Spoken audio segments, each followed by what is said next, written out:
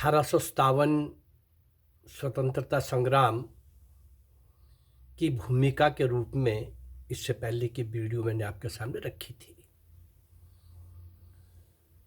उसी भूमिका और पृष्ठभूमि का एक दूसरा भाग। इसके बाद हम 1857 के इमीडिएट बाद जो हालात बने देश के अंदर,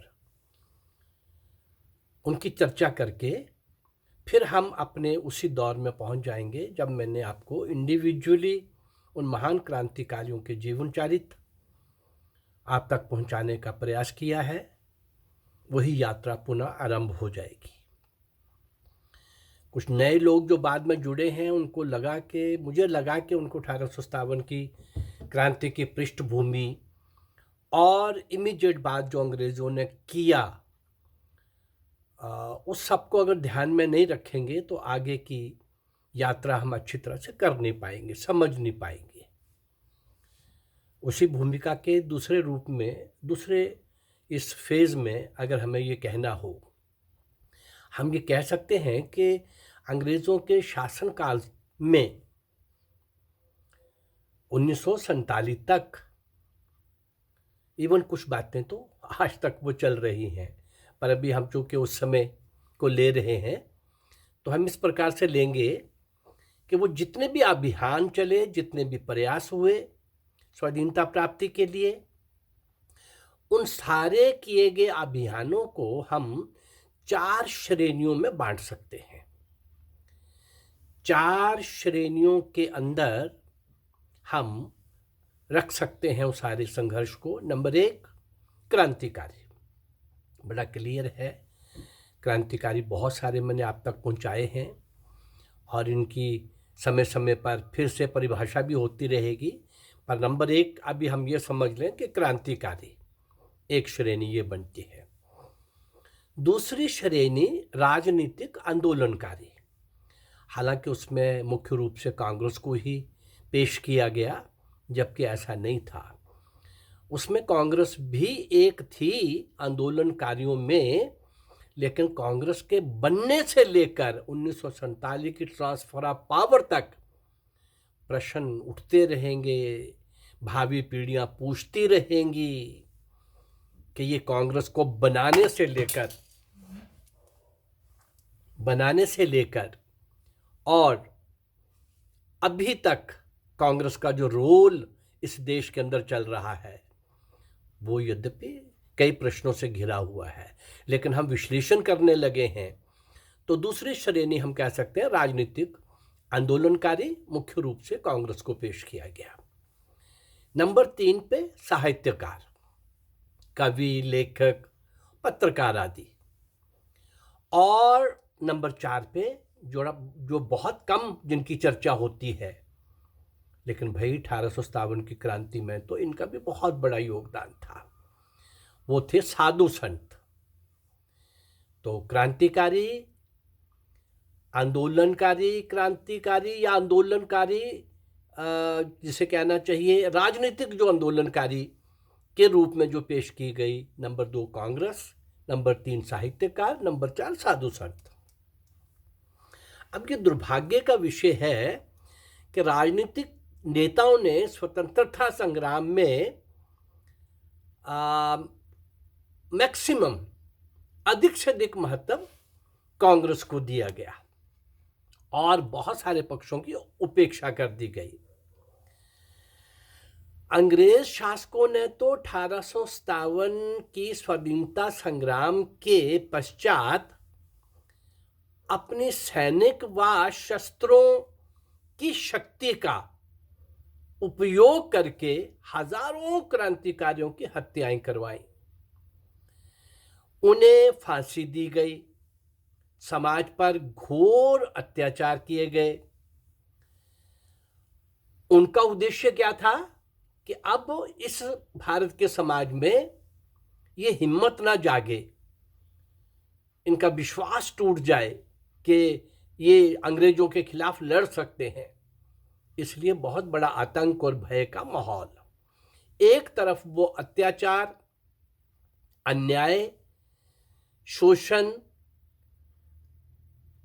अपने सब तरह की मर्यादाओं को यहाँ की पांव तले कुचल करके वो एक भय और माहौल का आतंक का माहौल खड़ा कर रहे थे, वातावरण बना रहे थे। दूसरी ओर एक और काम किया उन्होंने, यहाँ के कुछ लोगों को मान सम्मान देकर, उनको पदवियां देकर, उनके कौशल और सामर्थ्य का अपनी शासन व्यवस्था में लाभ हो, इस प्रकार का भी उन्होंने शुरू कर दिया।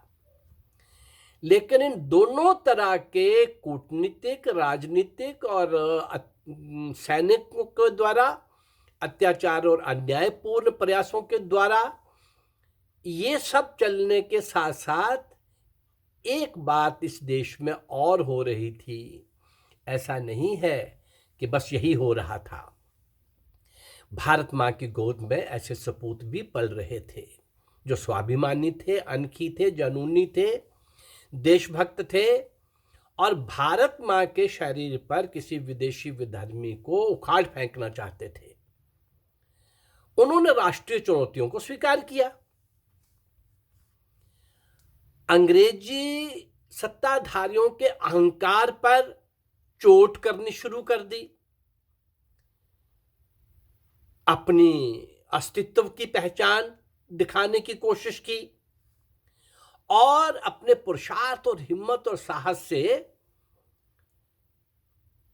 अंग्रेजी सत्ताधारियों को दंड देने में भी कोई अवसर मिला तो वो चूके नहीं, ताकि उनके लिए भी ये डर बना रहे कि 1857 ही नहीं, कई और 1857 और हो सकते हैं।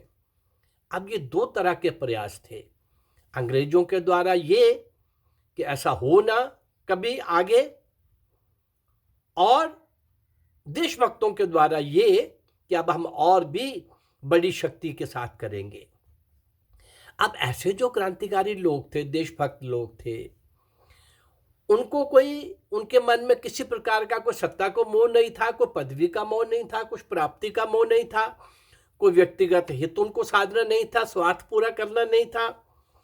राष्ट्रीय कल्याण को सर्वोच्च प्राथमिकता देकर वो काम करने वाले लोग यूं आगे बढ़ते चले गए।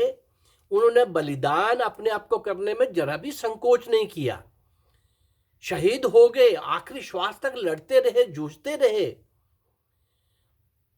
पर उनकी जो प्रखर देशभक्ति थी, भारत माँ के प्रति जो निष्ठा थी, भारत की जो धर्म संस्कृति के प्रति उनकी आस्था जो थी, वो उन्होंने समाज के सभी श्रेणियों को इकट्ठा कर, उनको संगठित कर और अपना विचार, अपना संदेश अपने कर्म के द्वारा, कृति के द्वारा वो भी दे रहे थे। वो अंग्रेजों के लिए भी थे, भारत में रहने वाले आमजन के लिए भी थे। भाई ऐसा हो सकता है, इस अंग्रेज सत्ताशाही को चुनौती दी जा सकती है। और आगे मैं लेने वाला हूं, पहले भी मैंने लिया है।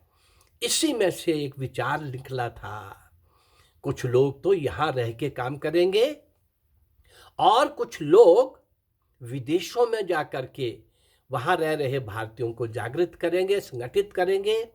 ये स्वतंत्रता रूपी चिंगारी को ज्वाला बना करके वहां से शस्त्र, धन, व्यक्ति, कई कई शिप्स के अंदर कितने कितने लोग आए।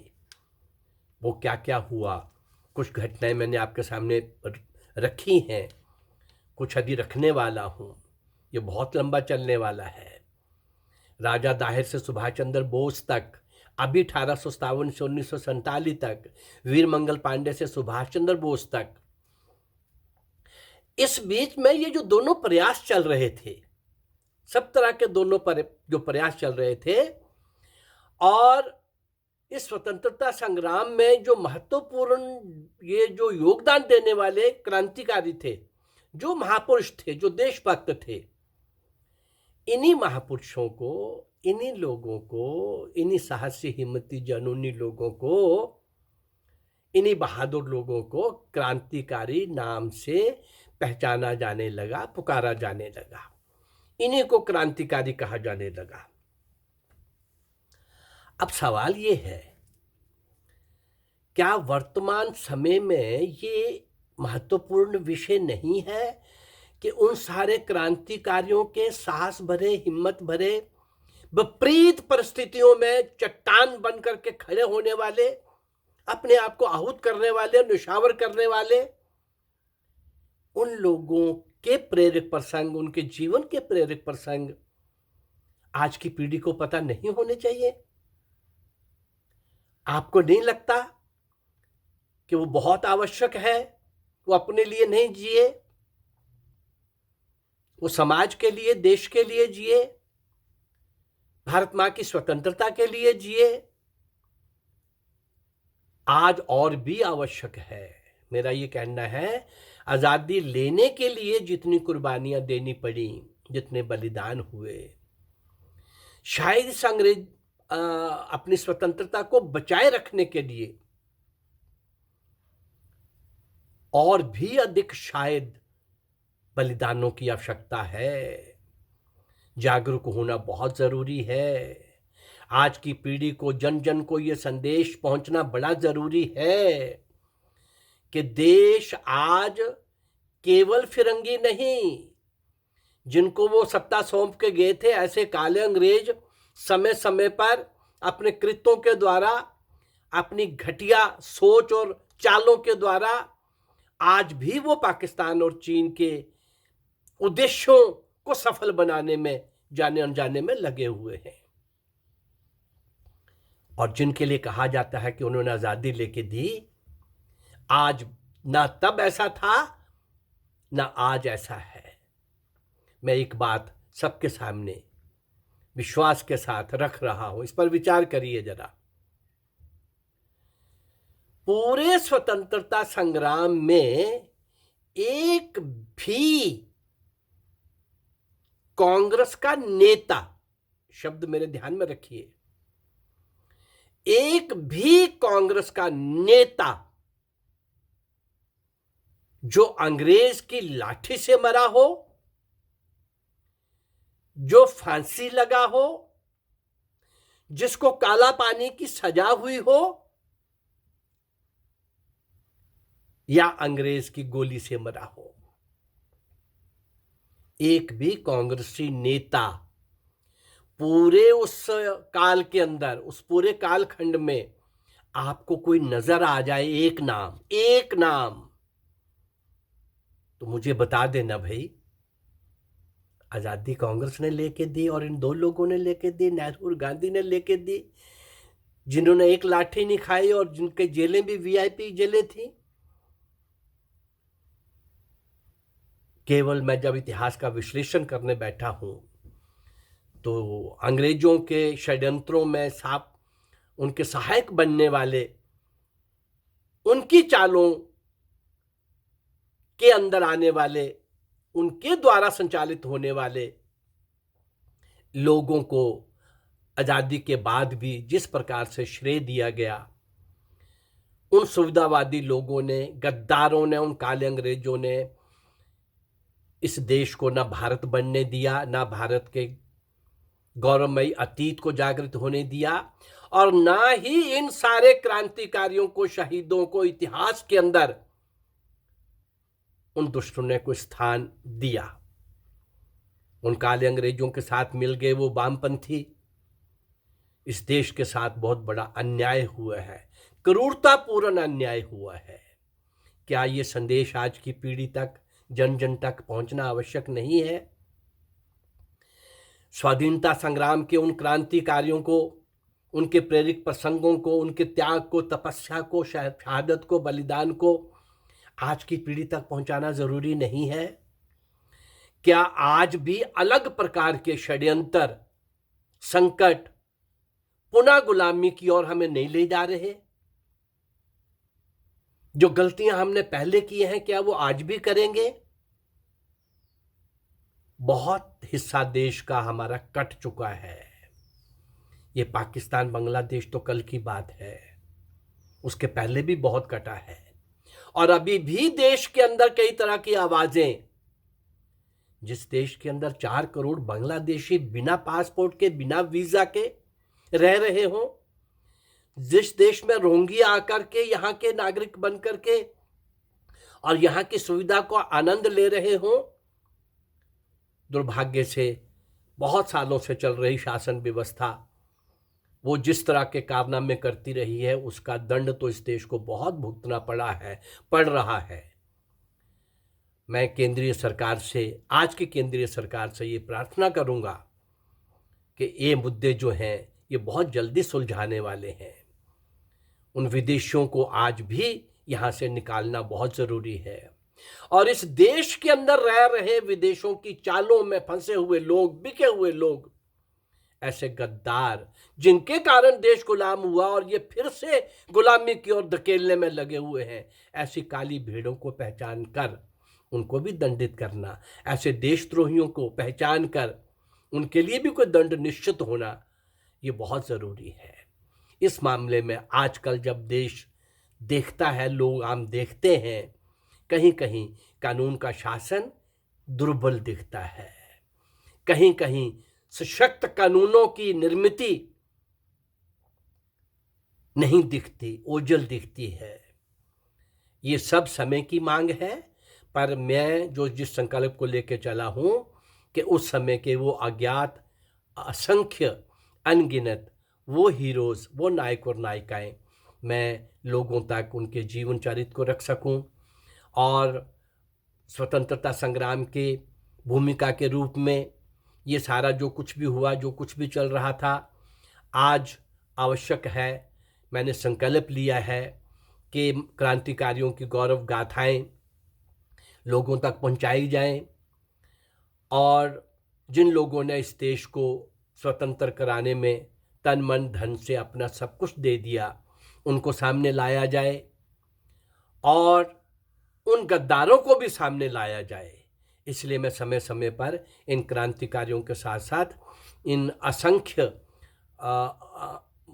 अनसंग ऐसे नायक और नायिकों के साथ साथ आज के जो गद्दार हैं उनको एक्सपोज करना बहुत ज़रूरी है। करंट टॉपिक्स के ऊपर मैं समय समय पर वीडियो आप तक पहुंचा रहा हूं, जैसे लव जिहाद है, गुपकार संगठन का है, ऐसे कई अनेक विषय आते रहेंगे और इन करंट टॉपिक्स के ऊपर भी आज के लोगों को ठीक और गलत की पहचान होनी चाहिए, तभी हम देश गद्दार और देशभक्त उनकी पहचान कर सकेंगे और जागरूक होकर के आने वाले किसी भी संकट का मुकाबला कर सकेंगे। मेरे इस प्रयास के अंदर, मेरी भाषा में, मेरे किसी प्रयास में चूक हो सकती है। मैं परफेक्शन का दावा नहीं कर सकता, क्योंकि इन सारी बातों को व्यक्त करने के लिए जितने तथ्यों की आवश्यकता होती है, शायद उतने तथ्य मैं जुटा ना पाऊँ, परंतु जितने भी तथ्य जुटा पाऊँगा उसी आधार पर बात करूँगा। मेरे इस अभियान में आप लोग सहायता कर सकते हैं। कोई ऐसी सामग्री कहीं उपलब्ध हो, राजा दाहिर से सुभाष चंद्र बोस तक की, तो वो मुझे आप भेज सकते हैं। मैं अकेला चला था, परंतु अब मेरे कुछ साथियों ने, कुछ अजनबी लोगों ने जो मुझे नहीं जानते, उन लोगों ने इस संबंध की सामग्री मेरे पास भेजना आरंभ की है। मैं तो चल पड़ा था ये सोच के शुभ कर्म स्वयं एक फल है, मैं क्यों मोह पालूं कि मैं कहाँ पहुंचूंगा, मैं कितना कर पाऊंगा। रामेश्वरम का पुल बन रहा था, गिलहरी रेत के 2 कण उस बड़े सेतु के लिए डाल रही थी। मुझे लगा कि मैं अपना गिलहरी का योगदान, गिलहरी का रोल मैं प्ले करूं, उसको ध्यान में रख करके मैंने जो ये कार्य आरंभ किया है, इसमें अभी भी कुछ साथी मेरा सहयोग कर रहे हैं सामग्री उपलब्ध कराने में। बस यही सहयोग चाहिए मुझे, बाकी सब प्रकार की ईश्वर की कृपा है। बचपन से देशभक्ति के मार्ग पर चलते चलते कुछ वर्षों से छटपटाहट थी कि मैं इतिहास के अंदर जिनको स्थान नहीं मिला उनको गीतों के द्वारा, प्रवचन के द्वारा, भाषण के द्वारा, संबोधन के द्वारा मैं स्मरण कर सकूं, श्रद्धांजलि दे सकूं और आज की पीढ़ी तक उनका संदेश पहुंचा सकूं। अगर ये मेरा प्रयास आपको अच्छा लग रहा है तो आप मेरे इस यूट्यूब चैनल को लाइक करिए, सब्सक्राइब करिए, शेयर करिए। शेयर करने से भी, सब्सक्राइब करने से भी आप इस महायज्ञ में अपनी आहुति दे रहे हैं, आपको भी सुख मिलेगा। और कहीं उस काल की, इस पूरे 1200 वर्ष के काल की ऐसे अनसंग हीरोज और हीरोइंस, नायक और नायकों के बारे में आपके पास कुछ हो तो वो मुझे आप ज़रूर भेजिए। मेरे यूट्यूब चैनल के ऊपर मेरा एड्रेस भी है, डॉक्टर विवेक कुमार के नाम से चैनल है। सबको आप लाइक करने के लिए, सब्सक्राइब करने के लिए बोलिए और खुद भी इस दिशा में आगे बढ़िए। धन्यवाद। नमस्कार।